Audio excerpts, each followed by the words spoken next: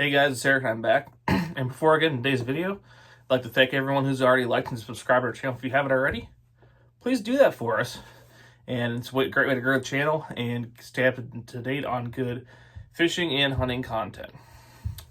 Okay, so what I want to talk about today is a topic that I don't think gets enough attention, and that is, obviously not everybody, but very many fishermen, including myself, are kind of in that redneck country category, grew up in a small town, that type of deal. So, for me personally, a lot of the baits I grew up on are, Rapala, Storm, which is now owned by Rapala, Strike King, Berkeley, that general type stuff, which don't get me wrong, that stuff works. I own, other than maybe Storm, I know I own multiple baits from all those companies I just mentioned. But one thing that I think is hard for a lot of redneck type fishermen to acknowledge, and it's cost them the fact they don't acknowledge this, is that the Japanese make some awesome fishing stuff. Not just hooks, but baits. I love owner hooks. They have a Japanese background. Megabass arguably makes the best jerkbait ever in the Vision 110. That's a Japanese bait. Jackal makes very good hard baits. They're Japanese. Obviously, Gary Yamamoto's Japanese.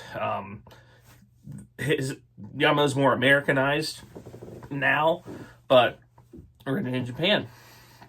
You look at all the custom JDM stuff and stuff like that. There are so many companies that are Japanese and with some cutting edge designs that you just can't argue it. If you're not throwing stuff that has Japanese roots to it, whether it's a hard bait, a soft bait, or using terminal tackle, you're honestly really missing out. The fishing culture in Japan is as big or possibly even bigger than it is here in the United States.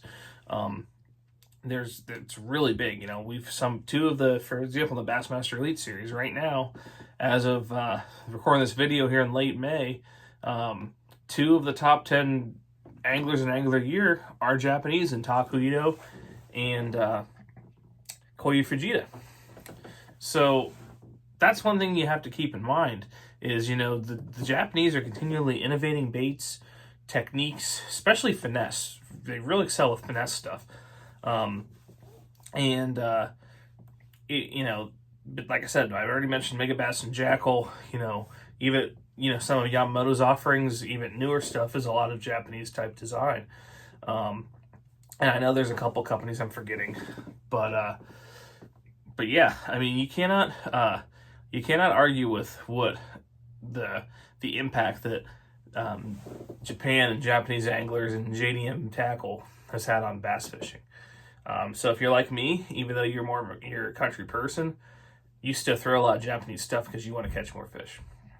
So, are you a fan of Japanese stuff? If so, for fishing tackle, if so, drop a comment, tell me what you like, or have you not got into it yet, and tell me why maybe you haven't. But thanks for watching the video, and look forward to hearing from you.